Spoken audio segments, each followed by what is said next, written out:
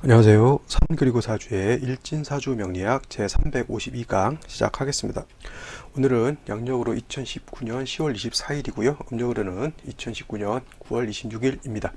오늘 명식은 기해년 갑술월 갑오 1이 되겠고요. 오늘의 일진은 갑오가 됩니다. 오늘 공부할 명식은 갑목일간이 수월에 태어난 사주 명식이 되겠습니다. 벌써 수월이 이제 시작한 지도 이제 시간이 좀 많이 지나고 있습니다. 수월에 대해서 벌써 여러 번 반복 숙달했기 때문에 이제 기본적으로 수월이다 라고 하면 어떤 계절이다 라고 하는 것을 이제 알 것 같고요. 이제 일간이라고 하는 것은 벌써 이제 강의가 300강 이상 넘었으면 이제 갑목이라고 하는 것에 대해서도 많이 반복을 했을 것이라 생각합니다. 단 이 강의를 꾸준히 들으셨던 분들은 이제 갑목이라고 하는 것, 을목이라고 하는 일간에 대해서는 이제 어느 정도 익숙해지실 것 같고요. 이제 월령이라고 하는 것은 작년 해월부터 올해 수월까지면 벌써 1년일 일순환하게 되고요. 또 다음 달부터는 다시 해월부터 다시 또 반복 수달하게 되니까 최소한 한 3년 정도는 이제 꾸준히 들으시면은 이게 바로 사주 명리를 보는 기본적인 방침이다라고 하는 것을 머릿속에 이제 자연스럽게 외우지 않더라도 이제 습득할 수 있다라고 이렇게 보시면 되겠고요. 그다음에 이제 자기 어떤 사주라든가 이제 이런 것들을 공부하고 싶어서 알고 싶어서 이제 여기저기 이제 찾아다니시다가 제 강의를 들으시는 분들이 있을 것이라 생각돼요. 그래서 처음 초학하시는 분들은 이 강의가 매우 어렵다라고 하는 것 염두에 두시고요. 이제 이렇게 좀 이렇게 반복해서 이렇게 듣다 보면은 이 강의를 일진 사주학이라고 하는 강의를 듣기 위해서는 어떠한 기본적인 기초 이론들을 알아야 이 강의를 들을 수 있겠구나라고 하는 것이 이제 어느 정도 알게 되거든요. 그러다 그럼 그 모질란 부분들 이렇게 조금씩 보충하다 보면은 사주 명리학이라고 하는 좀 나름대로 난해하고 어려운 학문이 나름대로 자기도 모르는 사이에 이제 체화될 수 있다라고 이렇게 보시면 되겠습니다. 어렵다 하더라도 포기만 하지 않는다라고 하면 이건 명리학이라는 것도 어떻게 보면 나의 동반자 내지 나의 친구가 될 수 있다 이렇게 생각하시면 되겠습니다. 자, 제일 먼저 사주 볼 때는 일간이라고 하는 글자 제일 중요하다고 했고요. 그 다음은 이 일간이 태어난 월령이라고 하는 것 다음으로 중요한 글자가 된다라고 했습니다. 그래서 오늘 명식의 일간은 갑목이라고 하는 그런 일간이 되겠죠. 갑목. 자, 갑목이라고 하는 것은 10천간, 10가지 천간 중에서 가장 먼저 가장 대장으로서 나오는 글자가 갑목이라고 하는 것이죠. 그래서 이 갑목이라고 하는 것은 뭐예요? 양해, 음양으로 치게 되면 양에 해당이 되고 오행으로 놓고 보게 되면 목에 해당이 되는 글자 이렇게 해서 양목이다라고 볼 수가 있겠죠. 원래 음양 오행이라고 하는 것이 있는데 음양이라고 하는 것은 쉬운 말로 밝음과 어두움, 선이라고 하는 것, 악이라고 하는 것 이렇게 두 가지 부류로 대별되는 것을 이제 음양으로 볼 수가 있겠고요. 또 오행이라고 하는 것은 목화 토금수라고 하는 즉 목이라고 하는 것은 나무에 해당이 되고요. 화라고 하는 것은 불의 기운에 해당이 되는 것이고 토라고 하는 것은 토의 기운에 해당이 토라고 하는 것은 흑의 기운이고요.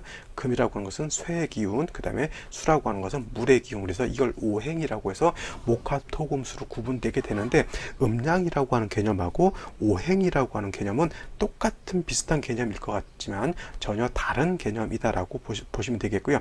음양이라고 하는 크게 둘로 나눠볼 수 있는 어떤 개념과 그 다음에 5가지로 나눠볼 수 있는 개념을 같이 비교 분석해 보면은 목이라고 하는 것도 음양으로 나눠질 수가 있는 것이고 화라고 하는 것 토라고 하는 것, 금이라고 하는 것, 그 다음에 마지막 수라고 하는 것도 음양으로 구분할 수가 있습니다. 그래서 목화 토금수를 양목과 음목으로 구분하게 되고 그 다음에 화라고 하는 것도 양화, 음화, 토라고 하는 것도 양토, 음토, 그 다음에 금이라고 하는 것도 양금, 음금, 그 다음에 수는 양수, 음수에서 5가지를 음양으로 다시 또 대별하게 되면 10가지가 나오는 것이잖아요. 그래서 이 10가지가 바로 10천간이라고 하는 거예요. 10천간. 그래서 10천간 나오는 것이 갑을 명정 무기 경신 임계라고 하는 것이고 그 중에서 제일 먼저 나오는 것이 바로 이 갑이라고 하는 것 감목이라고 볼 수가 있겠죠. 그래서 감목이라고 하는 것은 나무 중에서도 양에 해당되는 양목이 해당이 된다. 그 다음에 이 양목이라고 하는 감목은 비유를 하자면 대림목이다라고 이렇게 비유를 할 수 있는 겁니다. 대림목이다라고 하는 것은 큰 대자에다가 숲을 림자를 이렇게 쓰는 것이죠. 그래서 큰 숲을 이룰 수 있는 나무를 뜻하는 겁니다. 그래서 산에 가면 나무들도 여러 가지 나무가 있습니다. 잡초도 있을 수가 있겠고요. 가끔 벚나무도 있을 수가 있겠고, 산에 가면 또 토종, 밤나무도 있을 수가 있겠고, 여러 가지 나무들이 있어요. 소나무도 있을 수가 있겠고요. 근데 감목이라고 하는 것은 산에 갔을 때 그냥 잡풀이라든가 잔가지 이런 것보다는 좀 아름드리 굵기도 좀 굵고, 그 다음에 위로 쭉쭉쭉쭉 뻗어 올라가면, 제가 산에 갔을 때 가장 좋아하는 나무, 인공으로 심어놓은 나무겠지만, 그래서 이 편백나무라고 하는 것이 삼나무라고 그러나 해서 이 나무들은 대개 보면 곧게 진짜 지조 있게 자라는 그런 나무들을 볼 수가 있는데, 바로 그와 같은 나무가 바로 이 감목이라고 하는 거거든요. 그래서 감목이라고 하는 것은 비유를 할 때 그렇게 좀 곧게 위로 쭉쭉쭉 뻗어 올라가는 소나무, 전나무, 말했던 삼나무 이런 나무들과 같은 그러한 나무를 바로 감목이다라고 이렇게 볼 수가 있겠고요. 감목이라고 하는 것, 그러한 대림목이기 때문에 여러 가지 뭐 나무로서의 용도가 있겠지만은 대림목인 감목은 뭐예요? 동량 지목으로 쓴다, 내지는 동량 지제로 쓴다, 동량 지제로 쓴다라고 하는 용도, 목적이 있습니다. 나무라고 하는 것 심어 놓으면은 물론 이제 거기서 사과 나무는 사과 과실을 따먹는 어떤 목적도 있겠지만, 큰 나무 같은 건 뭐예요? 오래되면, 오래서 다 자라면 작발을 해서 궁궐도 짓고요, 집도 짓는 어떤 그런 동량으로서의, 동량이라고 하는 것 뜻은 뭐예요?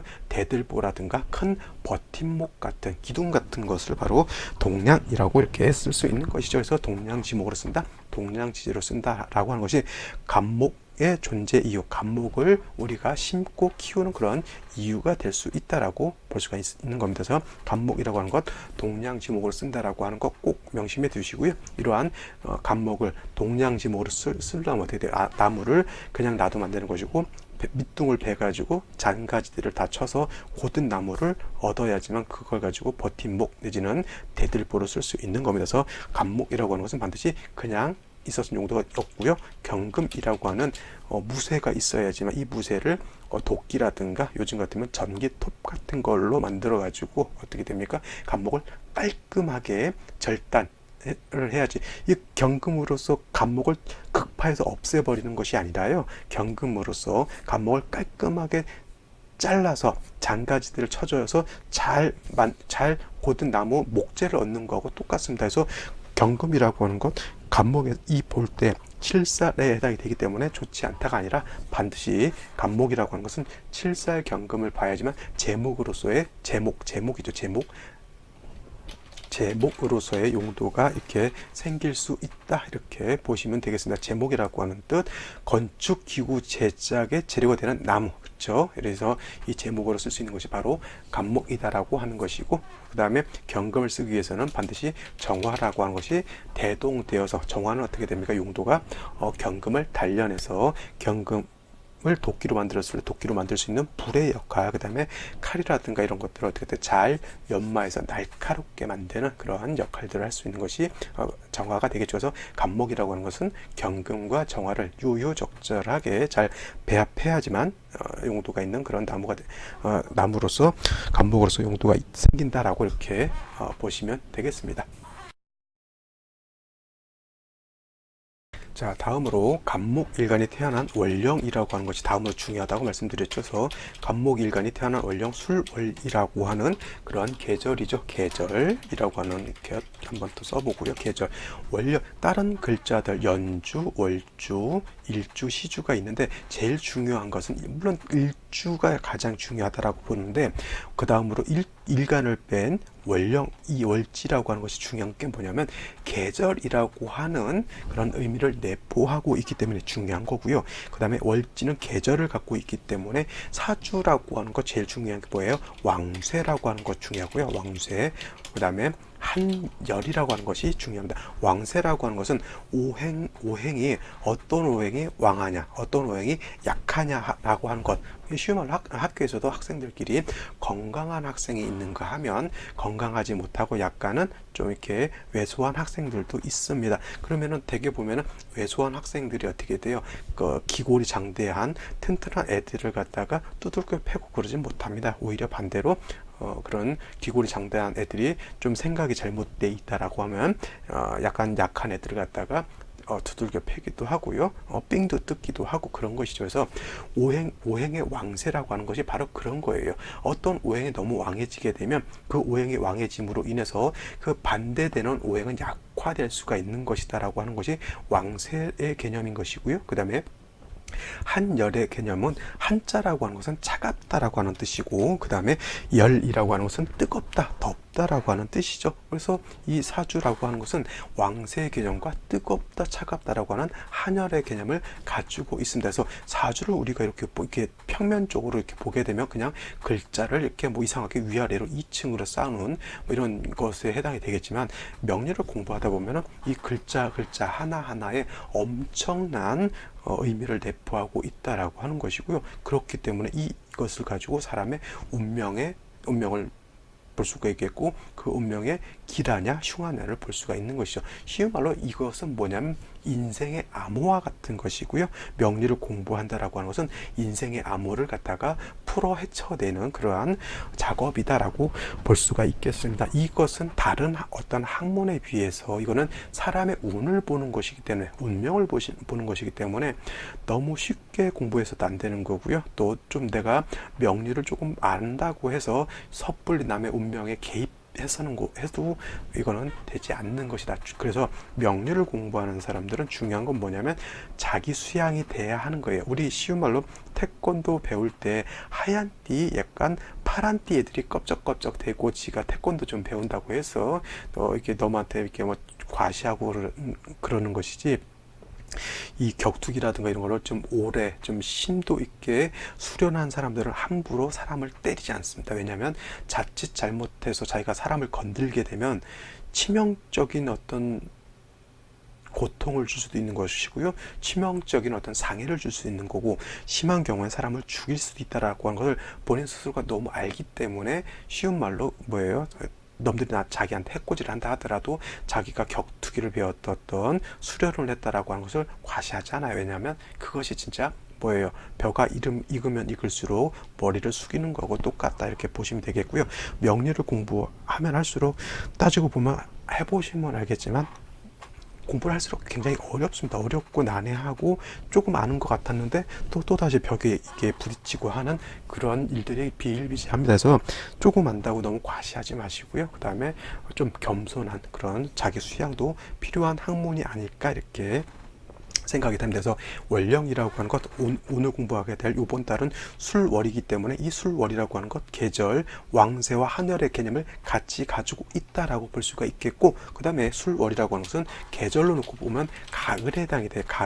가을인데도 늦가을이죠. 늦가을. 술월이 지나게 되면 가을을 마치고 이제 해월 입동이 지나면서 겨울로 넘어가게 됩니다. 그래서 앞쪽 곳만 지나면 겨울이고요. 가을에서도 이제 깊은 가을에 해당이 되기 때문에 기후 자체는 매우 차갑다라고 이렇게 볼 수가 있겠죠. 이거를 갖다 한량하다라고 이런 한자 정도로 이렇게 압축해서 알아두시면 더 좋겠죠. 한량, 차갑고 서늘하다라고 하는 뜻이고, 술월이라고 하는 것, 술토라고 하는 것은 매우 건조한 흙에 해당이 돼서, 그래서 술월이라고 하는 것은 가을인데 건조하다 이렇게 보시면 되겠습니다. 한량과 건조를 합쳐놓게 되면 저온 어떻게 돼요? 건조하다 이렇게 보시면 되겠습니다. 그래서 술월, 저온, 건조 이렇게 생각하시면 되겠고요. 이걸 갖다 머릿속으로 생각하지 마시고 밤에, 오늘 같은 밤에 있잖아요. 밖에 이렇게 나가 보시면 요즘 귀뚜라미가 잘 울진 않는 것 같아요. 이제 날씨가 너무 쌀쌀해져서 그런지. 자, 이런 때 밖에 반팔만 입고 나가 계시면 술월이라고 하는 계절이 요와 같구나라는 것을 피부로 느끼시면은 바로 명리는 이게 탁상 공론식으로 글을 배우는 것보다는 빨리 깨우칠 수 있다라고 하는 것. 그래서 몸으로 익히는 것도 중요하다. 이거는 명리를 배울 때 꼭 필요한 것이다라고 보시면 되겠습니다. 그래서 술월이라고 하는 계절은 어떻게 돼요? 가을에서 겨울로 넘어가는 환절기에 해당이 되면서 기후 자체는 한량하고 건조하다, 즉 저온 건조하다라고 하는 것, 이렇게 특징을 잡아놓게 되면 간목이라고 하는 것이 수월에 태어났을 때는 간목의 용도가 있기 위해서는 반드시 뭐예요? 서두에서 말씀드렸지만 경금으로서 작벌해서 용도가 있게 되는데, 수월의 간목 같은 경우는 어떻게 됩니까?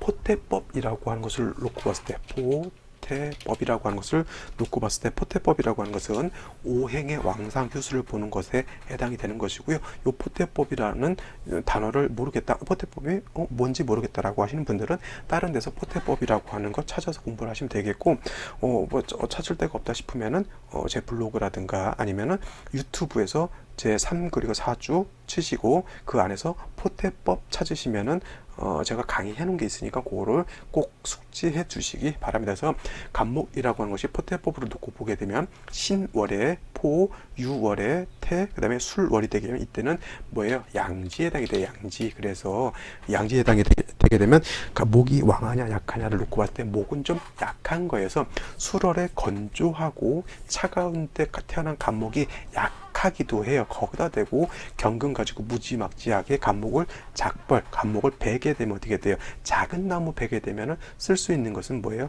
부지갱이라든가 화목, 그냥 땔감으로 밖에 쓸 수 없다라고 하는 겁니다. 그래서 수월에 태어난 간목은 매우 약하고 연약하기 때문에 이때는 좀 간목을 키워줄 필요가 있습니다. 자, 간목을 키울 때는 어떻게 돼요?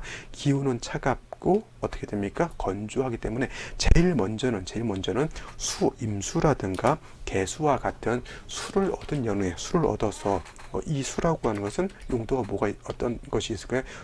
마른 땅을 촉촉하게 해서 땅이 비옥하게 만들 수 있는, 마른 땅을 촉촉하게 습기가 있는 땅으로 만들 수 있겠고요. 그 다음에 이 개수라고 하는 것은 간목의 뿌리도 배양을 할 수 있겠고, 간목의 뿌리가 배양이 돼야지만 간목이 말라 죽지 않고, 즉 고사하지 않고 간목이 살아날 수 있다라고 하는 것이고요. 그 다음에 술월이라고 하는 계절은 차갑다 그랬잖아요. 건조하면서도 한량하다라고 이렇게 말씀을 드렸기 때문에 중요한 것은 날씨가 좀 따뜻해져야지만 간목이 자라날 수가 있다. 그래서 병화라든가 정화 같은 이러한 화가 있어준다라고 하면 간목이 뿌리가 배양이 되고요. 그 다음에 날씨가 따뜻해지게 되면 간목이 자라날 수 있다. 이렇게 해서 간목을 어느 정도 키워놓은 상태에서 경금 같은 것을 보게 되면 어떻게 됩니까? 능히 자라난 간목을 베어서 쓸 수 있다. 그래서 수월에는 느닷없이 경금을 쓰기보다는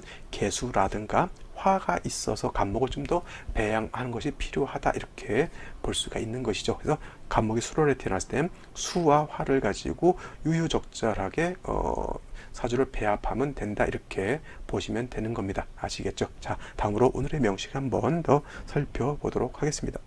자, 오늘의 명식은 서두에서 말씀드렸지만 간목일간이 수월에 태어난 사주 명식이다라고 말씀을 드렸고요. 자, 간목이 수월에 태어났을 때 이걸 사주의 격이라고 하는 것으로 놓고 보게 되면 어떤 격이 될 수 있을까요? 일간은 양목이라고 하는 목에 해당이 되는 것이고요. 월지, 월령이라고 하는 것은 술토라고 하는 양토에 해당이 되죠. 자, 간목은 양목이고요. 그 다음에 월령은 술토라고 하는 양토에 해당이 됩니다. 그래서 원래 목이라고 하는 것이 토를 극하게 되죠. 그래서 목극토가 돼서 목 입장에서 토라고 하는 것은 이거는 재성에 해당이 되고요. 재성. 그 다음에 양대양, 음대음은 이거는 편재가 되는 것이고, 그 다음에 음대양, 양대음, 이게 음양의 조화가 이루어지게 되면 이거를 정제라고 이렇게 볼 수가 있는데, 양목인 간목이 양토인 술토를 받기 때문에 이거는 편제에 해당이 된다. 그래서 이거를 간목이 수월에 태어나게 되면 기본적으로 편제격이 있게 될 수 있다 볼 수가 있는데, 만약 예를 들어서 술 중에 있는 술토 안에 지장간 한번 볼까요?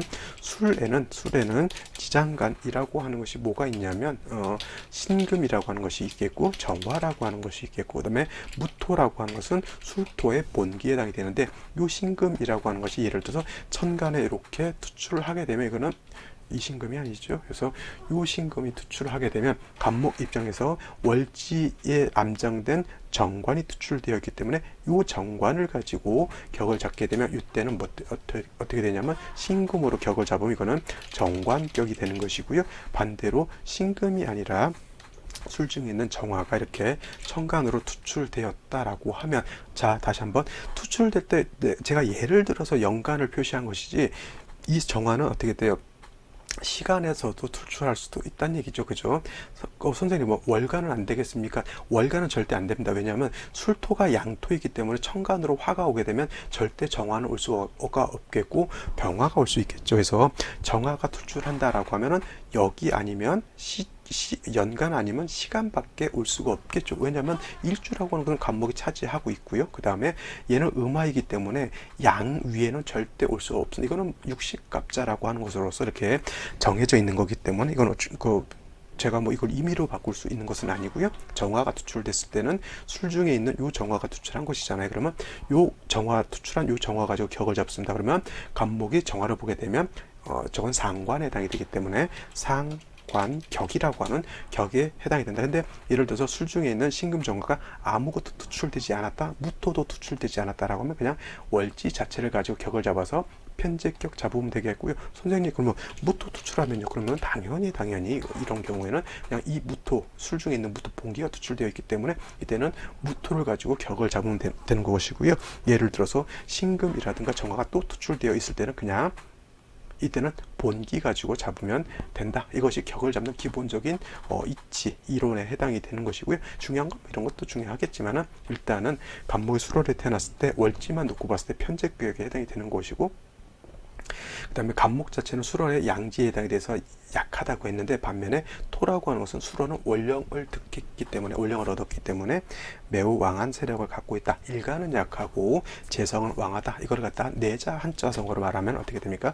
제다 신약한 사주 명식이 된다. 이렇게 보시면 되겠죠. 일간이 약해서 많은 재성을 감당할 수 없다라고 하는 것이 제다 신약이라고 하는 것의 뜻이 되겠고, 약한 일간이 많은 재성을 감당하기 위해서는 같은 목인 비견 내지는 겁재가 있어 주거나 아니면 인성이라고 하는 수가 있어주면 좋겠죠. 근데 수월에는 건조하고 목이 약하기 때문에 일단 수라고 하는 것이 있어줘야 된다라고 제가 간목이 수월에 태어났을 땐 개수, 화 이렇게 필요하다라고 말씀드렸죠. 자, 오늘의 명식은 간목이 수월에 태어나서 일지를 보게 되면 오화라고 하는 것이 이렇게 있습니다. 그래서 오늘의 일진, 가보일진이 되겠는데, 이렇게 오화가 있게 되면은 연지에 있는 술토하고 일지에 있는 오화하고 이걸 합을 하게 됩니다. 그래서 오술 반합 회국이라고 하죠. 원래는 인오술 화국을 짓는 것이지만 이렇게 지금 이 상태에서는 인자가 없죠. 여기가 인이거나 여기가 인이었을 때는 인오술 화국을 다 갖추게 되지만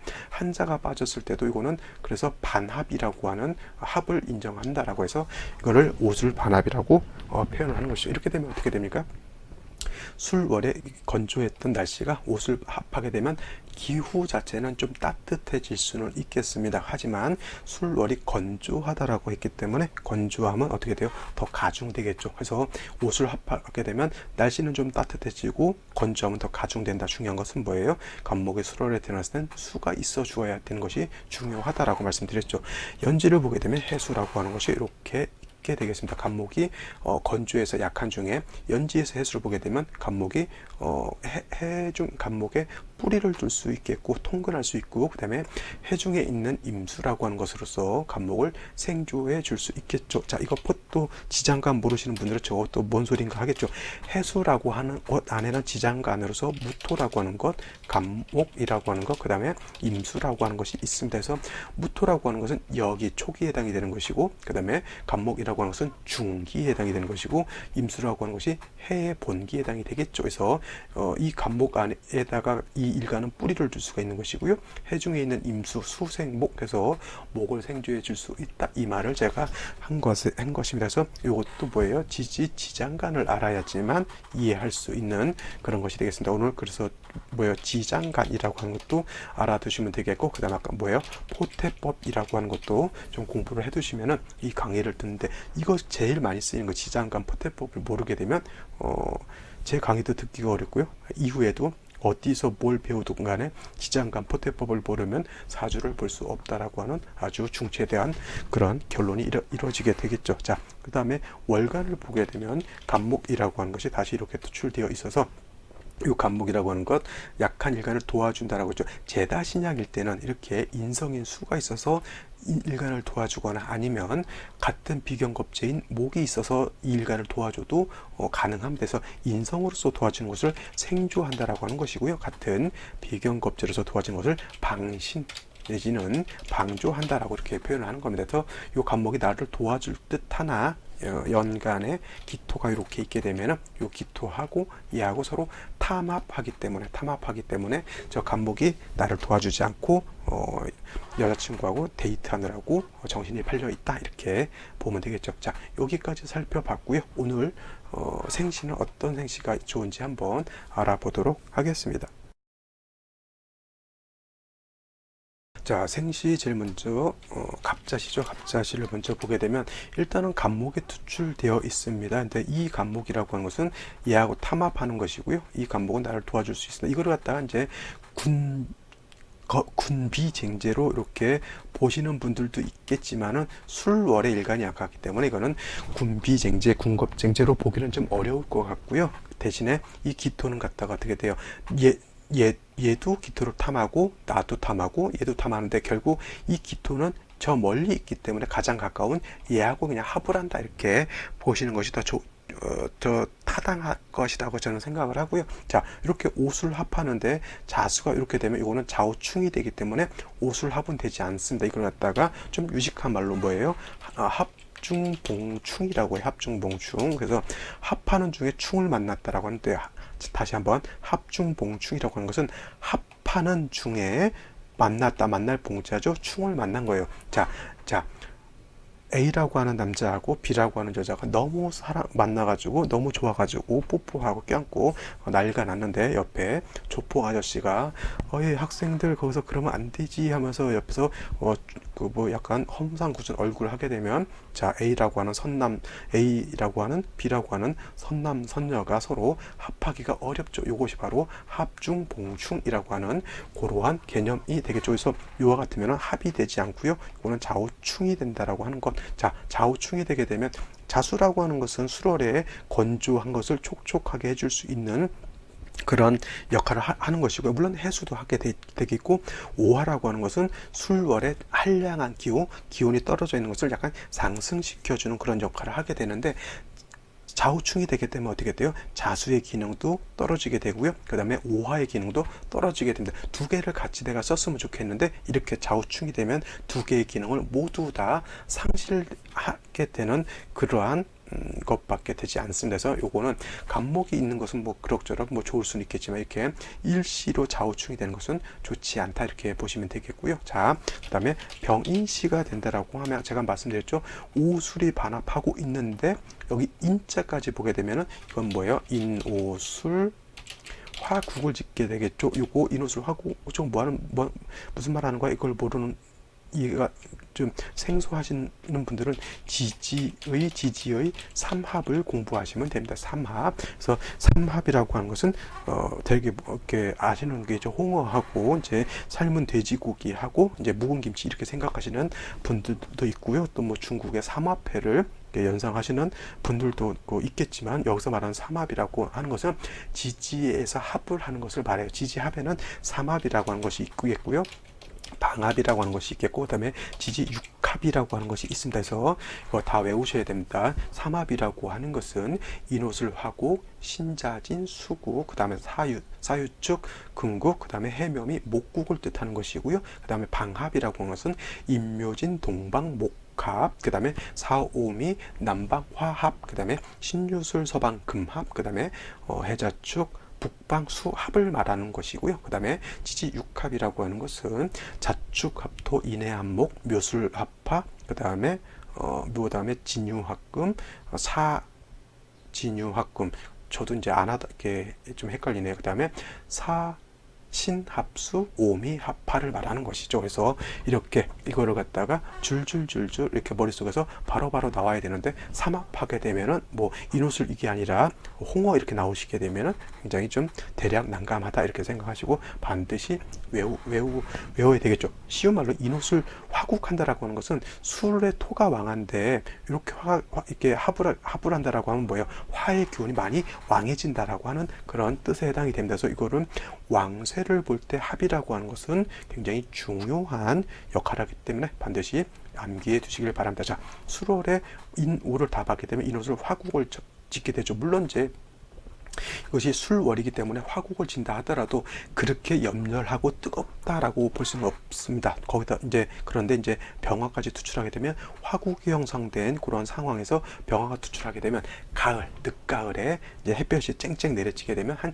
25도, 한 8도 정도 올라갈 수는 있겠죠. 이게 이제 약간 가을에 이상기온 현상이 나타나는 그런 걸로 연상하시면 되겠고, 여름처럼 막 기온이 38도 막 40도 올라가는 그런 기온은 아니죠. 그래서 똑같은 인호술 화국이라 하더라도 5월의 화국이냐 인월의 화국이냐 술월의 화국이냐가 약간 달라지게 되는 것이고, 그 다음에 화국이 형성된다라고 하는 것은 뜨거워지면서 어떻게 돼요? 건조해진다라고 하는 그런 개념이 되겠죠. 그래서 이와 같으면 반드시 해중에 있는 임수로서 목을 배양해야 되는 것이고요. 염렬해진 그 다음에 건조해진 기후를 조우해 주어야 된다 이렇게 보시면 되겠습니다. 자, 다음으로 정묘시. 정묘시가 된다라고 하면 약한 간목이 인해 통근을 할 수가 있겠고요. 그 다음에 오술합하고 정화가 투출되어 있기 때문에 날씨는 좀 따뜻하게 되고 간목의 어떤 기운이라든가 이런 것을 설기순세해서 간목이 좀 튼튼해지고 자랄 수 있는 여건이 될 수 있다. 중요한 건 뭐예요? 역시나 수가 좀 있어 주어가지고 좀 더 수가 좀 충분하게 되면 간목의 뿌리를 좀 더 배양할 수가 있겠고, 그 다음에 술토의 어떤 마른 기운을 어떻게 돼요? 좀 더 촉촉하게 윤습해질 수 있다. 윤습도 한자로 한번 써볼까요? 윤습이라고 해요. 윤습. 그래서 윤자는 뭐예요? 윤자는 젖을 윤자, 촉촉하게 해준다는 뜻. 저 습이라고 하는 것은 우리 습기가 많이 찬다 그랬죠. 습기. 그 습이라고 하는 건 뭐야? 축축해진다. 그래서 여름 같은 때 신발장 같은 데다가 물 먹는 하마 같은 거 넣어놓잖아요. 그래서 신발, 특히 가죽 신발 같은 경우 축축해지면 곰팡이 쓰고 버려야 돼. 냄새도 나고, 가죽 장갑 같은 것도 그렇죠. 그래서 거기다가 물 먹는 하마를 논다든가, 특히 여러분 신문지를 꼬깃꼬깃 구겨가지고 여름 같은 때 특히 가죽 제품 신발 같은 데다 넣으면 가죽 신발이 구두 같은 것이 변형되지 않고 이렇게 오래 보관할 수 있다라고 하는 센스 정도는 알아두시는 것도 좋을 것 같습니다. 그래서 윤습한다라고 하는 것이 바로 이러한 개념입니다. 윤습. 그래서 건조한 것을 촉촉하게 윤택하게 하는 것이고요. 겨울 같은 때 우리 또 건조해지잖아요. 그러면 뭐 가습기를 튼다든가 아니면 빨래를 해서 이렇게 널어놓게 되면 가습기 역할을 하는 것이죠. 물론 이제 우리 예전에 가습기 살균제 때 아주 그냥 곤혹을 많이 치렀던 그런 아픈 과거가 또 있잖아요. 그래서 이와 같은 것 나름대로 이렇게 병인시도 그렇고 정묘시도 그렇고 특히나 정묘시가 좀 더 나은 생시가 아닐까 이렇게 생각되고요.